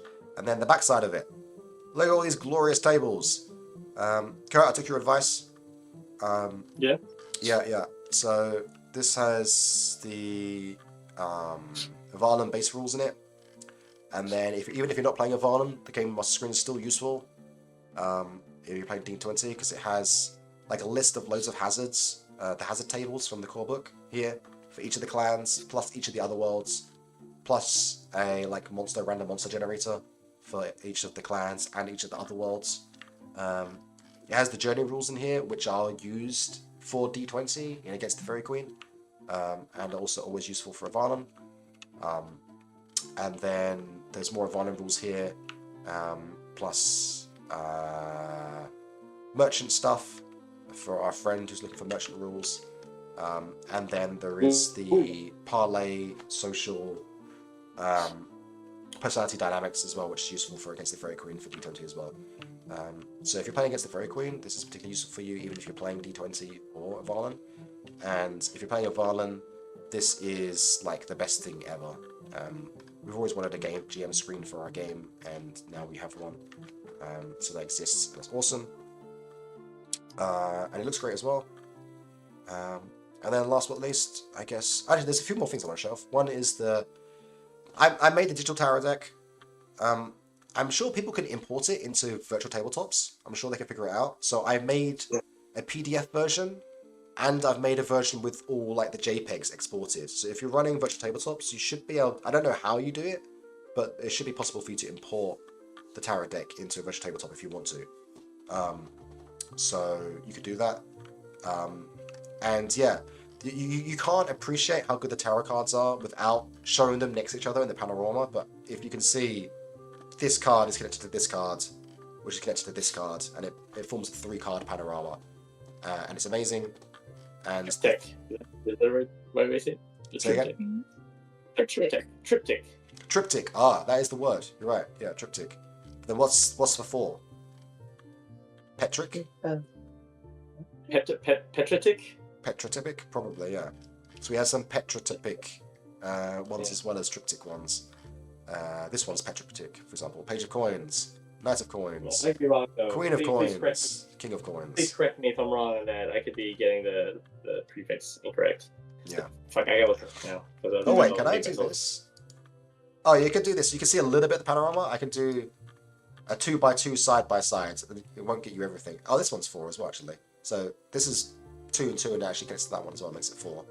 This one's 3, so it'll get, yeah. So you get a little bit of the effect if I do this. Yeah, so they look amazing. And also it's important as well that the artwork obviously is themed to the suit. So all of the cups are kind of like the blue, watery, cold. The swords are yellow, bright, and yeah, military. And the ones are red and Faerie. So there was a lot of, it was not just random. Oh no, what's happened here? Huh. I don't know. Oh, I know what's happened here. It's because it's CMYK exported to RGB. Interesting. Okay, so here's some behind the scenes. I did check these as well, but we'll talk about this now anyway. Is that printing and monitors work on different systems? Yeah. Yeah, you look very purple in the light of your Wait. the screen, Darren. Yes, I'm sure that's true as well. Flight of Wyverns, is it partly my fault in a very small way? Yes, I remember your comment. If that was you, I mean, I'm sure, why wouldn't it be you? I remember your comment. They said, like, we made playing cards for the previous Kickstarter, and then they said, what about tarot cards? And I thought in my head, it's like, you're right, why not tarot cards? Tarot cards is cool. And so I wanted to include them in the way that made sense. I didn't want to make tarot cards. That's where the part of the fairy trick idea came from, was a way to make tarot cards make sense. So awesome, yeah, thank you for the inspiration. Yeah. You take credit for it, and I hope you enjoy yours, and you get to tell everyone that these don't exist without me. Yeah, exactly. Everything will go to, feel free. Yeah. So these are actually exported incorrectly. They aren't supposed to look like this. It should be a deeper, darker purple, and that's because this was exported from the printer settings, and the printer used different colors than your monitor screen does. So I actually need to fix this today. I'll fix this today or tomorrow before these are sent to you guys. It's not a problem for the printer, it's a problem for your PDF exports, and that's fine. Oh, and then we had, oh, no, that's the secret. That's the secret. I don't want to show you. Don't look. Okay, there's a secret in the tarot deck. I've already said too much that there's a secret in the tarot deck. Don't look. There's a secret there. Don't worry about it. Oh, everyone's going to see it, so it's not going to be a secret. You might get access to it. Yeah, as well. I saw it. I saw everything, Derek. Yeah, god damn it. Okay, Just talk about it. It's fine. No, I'm not going to talk about it. Okay, should I talk about it? Yeah, just talk about it. Okay, fine. We're too far gone. You get when you make a deck of cards, you get extra cards because of the way that the layout works on a piece of paper for the printing. You get the tarot deck has 88 cards in it, I think, something like that, or it's 86. Anyway, it doesn't matter. There's 2 extra cards you get for free, basically, that don't fit inside the tarot deck, so I could do anything that I wanted with them.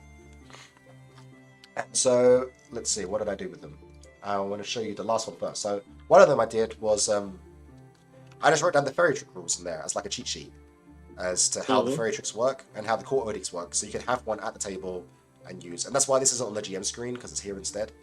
And so this lets you know how fairy tricks work for players of both systems, and the fairy court edicts you must not break in order to keep the fae on your side, right? You use your fairy tricks. So that's there, really great. And the final one is I made a wild card.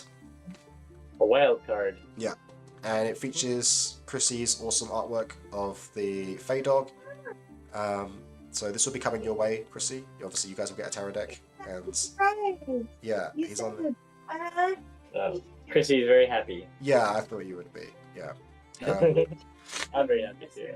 Yeah. So this was my secret surprise that I mentioned to you the other day, and now I've managed to blunder and put it on stream here, but that's fine. It's still a surprise. It's still a surprise. I mean, this was the stream. Do it. Yeah, it's the reveal stream, true. So what is this? This is a wild card, and so I was like, Sophia says she heard squawk in the background, it's so cute. So yeah, the idea behind this was I wanted there to be, like, if you want to come up with your own fairy trick, there should be a card for that.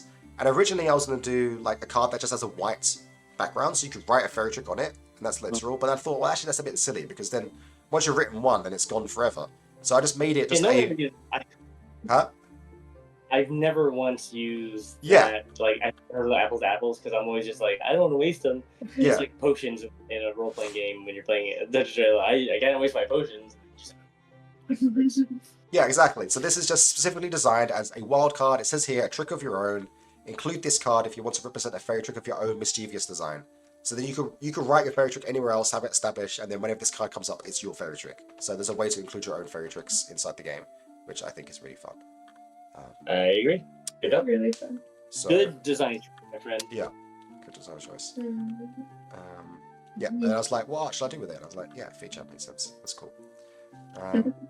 Then there's one or two more small things I want to show everyone quickly. It's like a full reveal of everything. And then we're good, I think. So, unless anyone has any questions in chat, please ask. Nicely done, rather. Yeah. Yeah. Okay, what am I doing? I want to show you this. Oh yeah, first is the map pack, because this is coming your way as well. These maps are being printed and also available in the PDF as the add-on extra thingy. So this is just all the maps you saw in the book are getting printed, double-sided. And then for the map pack digital version, I made sure there was a version of everything. So this is the map with the grid, map without the grid. The gridded, non-gridded. You have the world map as well.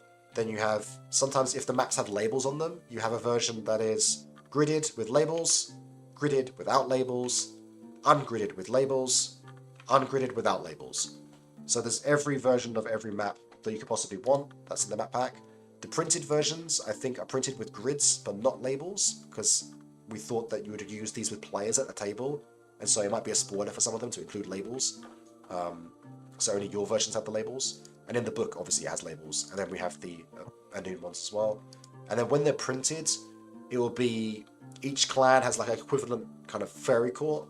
So the Penkelwer clan would have the Court of Pebbles map on the other side, so they kind of match each other. It's not important, but that's the way that they're orientated. So you can turn over the Avallen map and find the otherworldly map underneath, essentially. And if you want, you can connect them together. So there's that. And the other thing I wanted to show off as well was the VTT tokens. Oh, trivia. We have Toy Dare Monster here. This is Toy Dare Monster. This was my test token. Oh, Toilet Monster. Yeah, Toy Dare Monster. Sure. Spoiler. Toilet Actually, Monster. trivia. I have 4 toilet seats in my garage right now. 4. And that's because my toilet seat broke. The lid for it. And so that's in the garage. I ordered another one to replace it, and it came broken. Oh no. Sure. So I put that in the garage, got a refund, ordered another one. I was too annoyed that the first one broke. I ordered the wrong size for the second one. I got a refund for that as well. I wanted to exchange it, but they just gave me a refund, so that's in the garage. Then I ordered a third one, and that one came broken as well. So I now given up. I'm going to go to a store and get one myself, physically. So spoiler alert, emphasis on the spoiler. That sounds terrible, bro. Yeah, I mean, it's fine. It has the seat part you sit on. It doesn't have the lid. That's the thing that's missing. So, but the problem with that is that Bobo, our kitten, likes to follow us in the bathroom and then tries to get into the toilet. That's why we need the lid. Sure. I see. Because we don't get the water. Yeah. Anyway, so what I'll show you, I'm going to show you the VDT tokens. So, I've categorized, this is what the zip file you get will be. They're categorized by type. We got characters, everyone's. Originally it was just going to be monsters, but I was like, well, I have the artwork, I might as well do it. So I added characters and everyone's as well. So the characters has like just a bunch of characters in here that you can use if you're doing VTT stuff or whatever else it is that you're doing. I don't know what you're doing, but you can use these for whatever. All of the character artwork in the book is in here. So every character that appears in the book has an illustration in here that you can use for your fun times. Then we have all the other ones. We have all the Fae artwork, including Vichan. We have the Faeseeker, and so on and so forth. So they all have a token in here. And then, of course, there's borderless versions as well. So there's ones without that border that I made, too. So that is everything, I think. That's the final thing. Yeah. That's it, Kurt. We did it. We did it. Otskare, everything in Japan. Thank you for the hard work. Thank you everyone who supported the campaign and for joining us in chat and hanging out and yeah, being a part of it. We're hoping that you guys love it as much as we love it, because it really is. Oh, Chrissy's here too. Chrissy. my cat girl. And it's you know, it was a year is both extremely quick and a very long time to work on something. Yeah, It's much like the noon. It's both at the same time. Yeah, that's true. Yeah. So yeah, I don't know. I'm just so proud of it. Like every page I look at in this book is just full of like awesomeness, and I can't say that I would change anything, or wish it was different, or could think of a way that it would be better. Like it's just, I said on the update the other day, it's just jam packed full of fun, and adventure, and I think that's so There's only obviously one true. thing. Huh? The only thing I can find is making an extra £20,000 to justify us making the Rexian edition. That's the only thing I wish we had. Yeah, true. That's the only thing. Yeah. But no, but for it's I think it's be fun to use. I think it'll be fun to read. Yeah, just once you guys get your teeth sunk into it, let us know what you think too. Yeah, and talk about it. If you get it and you like the PDF, then talk about it in places because it helps us. Yeah. At some point next year, after you guys get your books, it will be available to the public in shops and things, and you can ask your local game store to get it in. Yes, yeah, the minis. The minis come at the same time. Oh yeah, I'm sorry. Yeah, the STLs will be released on Saturday as well, and yeah, the minis are getting printed. They're coming in a cool package that has like the Avallen artwork on it. So yeah, and the best thing is that's all being made in the same factory. So the same people that are making the books are making the minis and making the dust jackets and everything. So that's really convenient. And yeah, it's all being shipped at the same time. So yeah, don't worry about that. It's all coming at the same time. But yeah, if you like it, talk about it in places. Other people will be able to get it later. And we need as many of those people to buy it as possible so that we can continue to make more stuff. That ends this season of At a Stone Games podcast, I guess. We started by... Huh? No, go ahead. I was saying, we started before we even making this book. We started by considering what kind of book we would even want to make. It wasn't always going to be a source book. We had other ideas as well.